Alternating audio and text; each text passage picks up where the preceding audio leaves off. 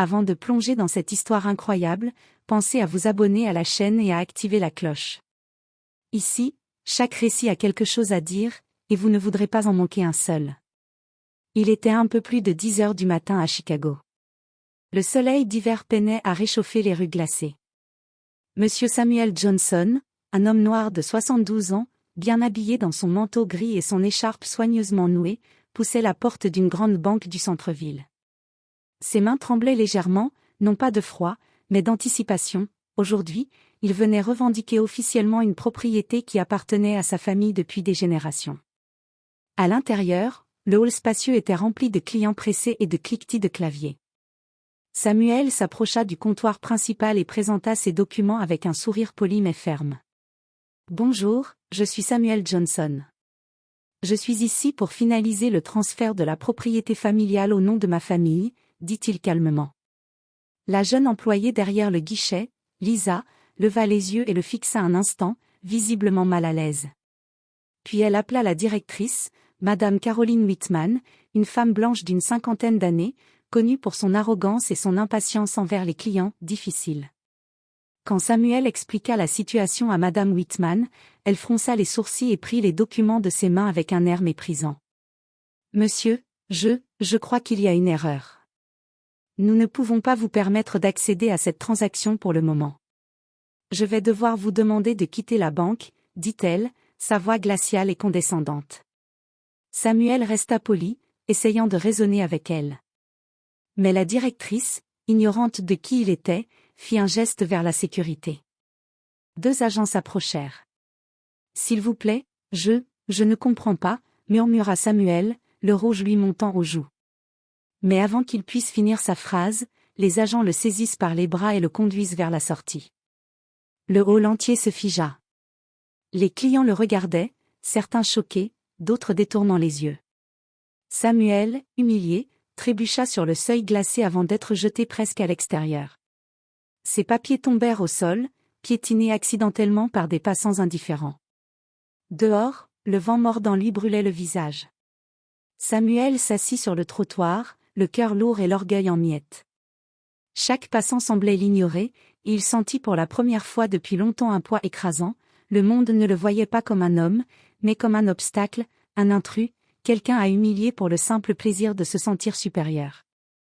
Et pourtant, au fond de lui, un feu brûlait.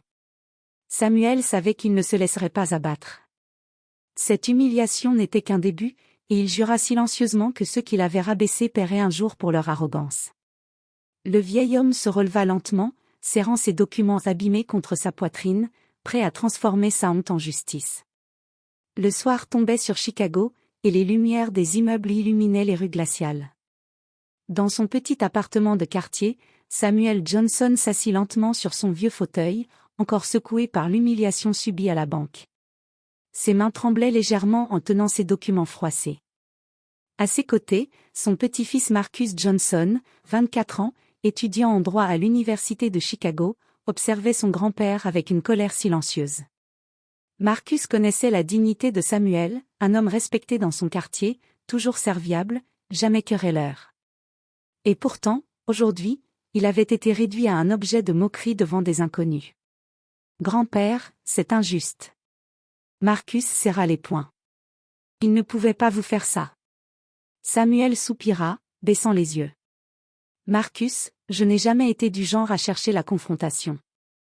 Mais ce que j'ai vécu aujourd'hui, ce n'est pas seulement une insulte pour moi. C'est pour tous ceux qui ont été ignorés, rabaissés, traités comme des intrus dans leur propre pays. » Marcus hocha la tête, déterminé. « Alors on va agir. On va leur montrer qu'ils ne peuvent pas humilier un homme comme toi impunément. » Le jeune homme passa la soirée à examiner les documents, chaque ligne révélant la vérité que la banque avait tenté de cacher. La propriété appartenait légitimement à Samuel, les titres étaient en ordre, les taxes payées, et aucun document ne permettait de la contester. La banque avait simplement voulu intimider un vieil homme noir pour éviter de payer une somme importante. « C'est clair comme le jour, » dit Marcus. « Ils ont essayé de te faire passer pour un intrus, mais ils se sont trompés. » Le plan commença à se dessiner. Samuel, qui jusque-là avait été un homme patient et réservé, sentit la colère se transformer en détermination. Alors, qu'est-ce qu'on fait demanda-t-il, la voix ferme. Marcus esquissa un sourire. On va les tenir responsables. On commence par la plainte pour discrimination, puis on alerte un journaliste. Cette histoire va devenir publique. Ils vont regretter le jour où ils ont cru qu'un vieil homme pouvait être ignoré. Samuel se leva, le dos redressé, ses yeux brillants d'une lueur nouvelle. Il savait que le chemin serait difficile, mais il ne reculait pas. La vengeance n'était pas le but, la justice, oui. Et cette fois, il ne serait pas humilié sans répliquer. Cette nuit-là, les Johnson ne dormaient pas. Entre les documents, les appels téléphoniques aux avocats et la rédaction du courrier à la presse, la maison résonnait de stratégie, de courage et d'une promesse silencieuse. Ceux qui avaient humilité Samuel allaient bientôt comprendre que sous-estimer un homme noir digne de respect pouvait coûter très cher. Les jours suivants furent intenses. Samuel et Marcus se consacrèrent entièrement à préparer leur bataille contre la banque. Chaque document, chaque reçu, chaque témoignage comptait. Marcus prit son ordinateur et commença à rédiger une chronologie précise de l'événement, détaillant l'humiliation publique que Samuel avait subie. « Grand-père, dit Marcus, les yeux brillants de détermination, nous allons faire en sorte que cette banque comprenne qu'on ne peut pas humilier quelqu'un impunément. » Samuel hocha la tête, la colère toujours vive mais tempérée par la sagesse. Il faut frapper là où ça fait mal, leur réputation. Ils contactèrent Elena Roberts, une journaliste indépendante connue pour ses enquêtes sur les discriminations et injustices à Chicago. Elena fut immédiatement captivée par l'histoire. Elle demanda à rencontrer Samuel et Marcus dans leur appartement. Lorsque Samuel entra dans le salon, Elena fut frappée par sa dignité tranquille. « Je ne pensais pas que quelqu'un pourrait être traité ainsi en 2026, murmura-t-elle en serrant la main de Samuel. Marcus lui expliqua tout en détail, l'expulsion injuste, les documents légitimes de la propriété, et la manière dont la banque avait essayé de le rabaisser publiquement. Elena prit des notes avec avidité, promettant de publier l'histoire dès que possible.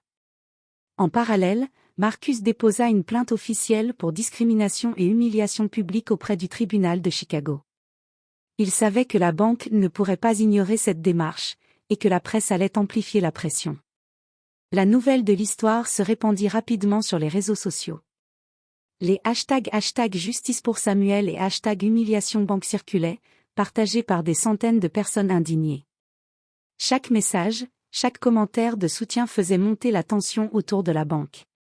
À la banque, Madame Caroline Whitman commença à sentir la panique. Son téléphone ne cessait de sonner, les médias l'interrogeant sur l'incident. Les clients se montraient de plus en plus mécontents, et la réputation de la banque était en train de s'effondrer publiquement. Un matin, en entrant dans son bureau, Whitman se frotta le front, voyant les mentions sur les réseaux sociaux et les articles en ligne. La colère et la peur se mêlaient dans ses yeux. Elle avait cru qu'un vieil homme pouvait être ignoré et humilié sans conséquence, elle se trompait lourdement. De leur côté, Samuel et Marcus continuaient à se préparer pour l'étape suivante, le tribunal. Samuel, pour la première fois depuis longtemps, sentait son cœur rempli d'espoir et de force. L'humiliation était derrière lui, et chaque action qu'il prenait rapprochait la justice de sa porte. Marcus posa une main sur l'épaule de son grand-père. « Grand-père, bientôt, ce sera eux qui auront honte. » Samuel sourit légèrement, un mélange de fierté et de détermination. « Oui, bientôt, ils comprendront que sous-estimer un homme digne de respect peut leur coûter très cher. » Le combat ne faisait que commencer, mais le vent de la justice soufflait déjà dans les rues de Chicago. Le matin du procès, la neige tombait doucement sur Chicago, recouvrant les rues d'un manteau blanc paisible, en contraste frappant avec la tempête qui régnait dans le cœur de Samuel Johnson. Dans le tribunal du centre-ville, l'air était chargé de tension. Samuel, habillé avec soin, entra aux côtés de son petit-fils Marcus. Il sentait chaque regard, chaque murmure des spectateurs, et pourtant, sa dignité restait intacte. En face, la banque était représentée par un avocat arrogant et sûr de lui. Madame Caroline Whitman, la directrice qui avait ordonné l'expulsion, était présente, assise au premier rang, visiblement nerveuse malgré son masque de froideur. Elle savait que l'affaire avait pris une ampleur médiatique inattendue et que sa réputation était en jeu. Le juge, un homme impartial mais ferme, frappa de son marteau pour appeler l'ordre. Samuel fut invité à témoigner. Il se leva, chaque pas résonnant dans la salle silencieuse. Monsieur Johnson, commença l'avocat de la banque, avec un sourire condescendant, pouvez-vous expliquer pourquoi vous affirmez avoir été humilié dans notre établissement? Samuel leva les yeux, ses mains légèrement tremblantes mais sa voix ferme. Je suis venu revendiquer ma propriété familiale, avec tous les documents en règle. Au lieu de me traiter avec respect, j'ai été expulsé devant tous les clients, traîné hors de la banque, et mes papiers piétinés. Un murmure parcourut la salle. Les spectateurs étaient choqués par la dignité tranquille avec laquelle Samuel racontait l'incident. Marcus intervint pour présenter les documents prouvant la propriété et l'illégalité de l'expulsion. L'avocat de la banque tenta de minimiser la situation, arguant que Samuel avait mal compris les procédures. Mais chaque preuve présentée par Marcus et les témoignages des clients présents ce jour-là montraient le contraire, la banque avait agi par intimidation, motivée par le préjugé et l'arrogance. Helena Roberts, la journaliste, avait également été invitée comme témoin. Elle exposa la réaction publique, les réseaux sociaux, et comment l'humiliation avait touché non seulement Samuel, mais aussi sa famille et la communauté. Les journalistes présents prirent des notes fébriles, conscients que cette affaire était devenue un symbole de justice face à la discrimination. À la fin de la matinée, le juge se leva pour prononcer une courte suspension avant de rendre sa décision. Madame Whitman, habituellement si sûre d'elle, était pâle, ses mains tremblantes. Elle comprenait maintenant l'ampleur de son erreur. Chaque instant d'humiliation qu'elle avait infligé à Samuel se retournait contre elle. Samuel s'assit calmement, inspirant profondément. Il sentait que la victoire n'était pas seulement pour lui, mais pour tous ceux qui avaient été traités comme insignifiants par arrogance ou racisme. Alors que la salle se remplissait d'un silence pesant, le juge annonça « Nous reprendrons dans 1 heure pour la décision finale ». Samuel échangea un regard avec Marcus, un mélange de courage et d'espoir dans leurs yeux. La tempête n'était pas encore terminée, mais la vérité avait déjà commencé à triompher. L'heure fatidique arriva. La salle d'audience était silencieuse, chacun retenait son souffle. Samuel Johnson et son petit-fils Marcus étaient prêts. Tous les regards étaient tournés vers le juge, qui prit la parole avec gravité. Après avoir examiné tous les documents, entendu les témoignages et considéré la conduite de la banque, ce tribunal statue en faveur de M. Samuel Johnson. La banque devra restituer immédiatement la propriété et verser des dommages et intérêts pour humiliation, discrimination et préjudice moral. Un murmure parcourut la salle. Samuel sentit ses épaules se détendre. Après des années d'humiliation et de combats silencieux, la justice venait de frapper. Madame Caroline Whitman, la directrice, était rouge de honte. Elle s'était tenue droite jusqu'à présent, mais ses mains tremblaient, et son arrogance s'était effondrée. Tous ses efforts pour minimiser l'incident étaient désormais inutiles.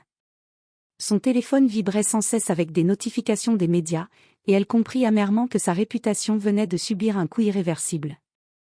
Dehors, la nouvelle s'était répandue comme une traînée de poudre. Les journalistes attendaient avec impatience les Johnson, et les médias sociaux explosaient de messages de soutien. Des centaines de personnes saluaient la dignité et le courage de Samuel. Samuel sourit, un mélange de soulagement et de fierté. « Marcus, regarde ça. » Marcus lui prit la main, ému. « Grand-père, tu as montré à tout le monde que personne ne peut humilier un homme digne de respect. » Le vieil homme répondit avec un clin d'œil. La vraie victoire, ce n'est pas l'argent ou la propriété, c'est de restaurer la dignité.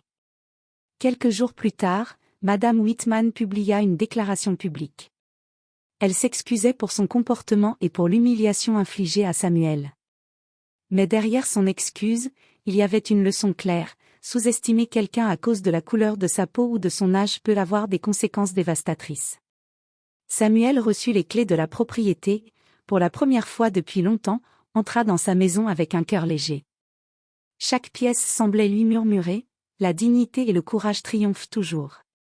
Marcus posa la main sur l'épaule de son grand-père. « Grand-père, tu as prouvé que la patience et le courage peuvent renverser l'injustice. » Samuel sourit, regardant les photos de famille accrochées au mur. « Et rappelle-toi, Marcus, ce n'est jamais fini tant qu'on croit en la justice. Aujourd'hui, nous avons gagné. » Demain, il faudra continuer à se battre pour ceux qui n'ont pas encore de voix. Alors que le soleil se couchait sur Chicago, Samuel et Marcus quittèrent la maison, main dans la main, marchant vers un avenir où l'humiliation avait été transformée en triomphe. La banque avait appris à ses dépens que la dignité ne se négocie pas, et que la justice finit toujours par éclore, même là où l'injustice semblait la plus profonde.